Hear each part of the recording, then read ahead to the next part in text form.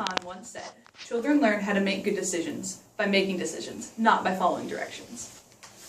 This idea can be seen as more teenagers in today's world choose not to protect themselves in every aspect of their lives because they're afraid of what their parents might think. This can be seen especially with teenage girls when it comes to contraception.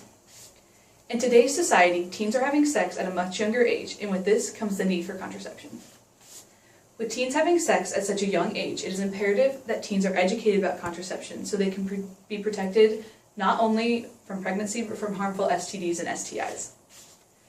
I know from a parent or authorities figure point of view, the thought of having young teens on birth control can be unsettling, but by defining what contraception is, discussing its current legal state, and displaying the effects that it has on the world today, one can see that readily available contraception without parental consent is a good idea for society as a whole. The main reason why contraception is not more widely used today is the fact that many people are not educated about the subject well enough. Many of these people are unaware of all the good things contraception can do. According to Christian Nordquist, contraception is the use of various devices, drugs, agents, sexual practices, or surgical procedures to prevent conception or pregnancy. There are many different types of contraceptional devices, including hormonal, non-hormonal, and barrier methods. These hormonal methods include pills and IUDs. These are the most popular and the most effective, but they often have side effects. For example, I have the Nexplanon IUD in my arm. This is placed right underneath the skin and can be left there for 3 years. This is a very effective method and many people choose to use it. There are also non-hormonal methods and barrier methods. These include the copper IUD and condoms. These have less side effects but can be not as effective. They also protect against STDs, which hormonal methods do not. The problem with most of the effective hormonal methods of contraception is that parents' permission is needed for the prescription. According to the Guttmacher Institute, 26 states in the District of Columbia allow all minors 12 and older to consent to contraceptive devices. In these states, clinics such as Planned Parenthood help teens obtain birth control confidentially.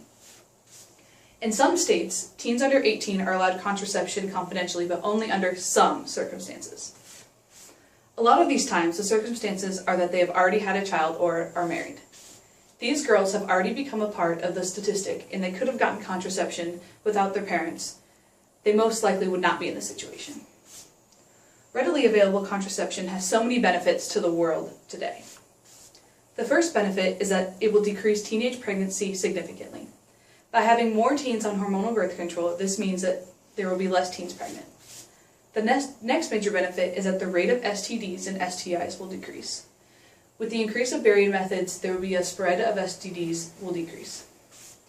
The last important benefit of readily available contraception is that teens will be more educated about their own sexual health. For example, according to the Women's Health and Gynecology News, when there is a place where teens can get contraception confidentially, they are more likely to get tested for STDs and have better sexual health overall.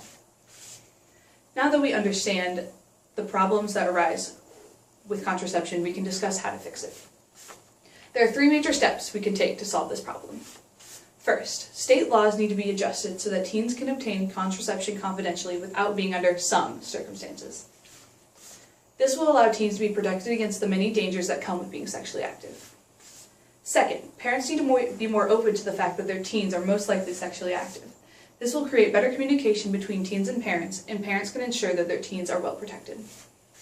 Lastly, we all need to become more open about our own sexual health. This helps communication between partners and can help stop the spread of STDs. While this plan may sound like a lot of work, it is very necessary. The evidence is clear that it would decrease teen pregnancy and stop the spread of STDs. And keep this in mind, what is truly a lot of work is the child that a 16-year-old girl now has to raise because her parents wouldn't put her on birth control. In conclusion, this year alone, many teens have become pregnant or contracted an STD from the lack of contraception. There is no easy way to solve all the problems we encounter through life, but we can all take steps to ensure that the youth of today is educated on the dangers of becoming sexually active, and they know the importance of contraception. As more teens are becoming sexually active, the need for contraception increases, and as some parents are non-negotiable, teenage consent should be allowed all over the world to ensure the health and safety of many future generations. Thank you.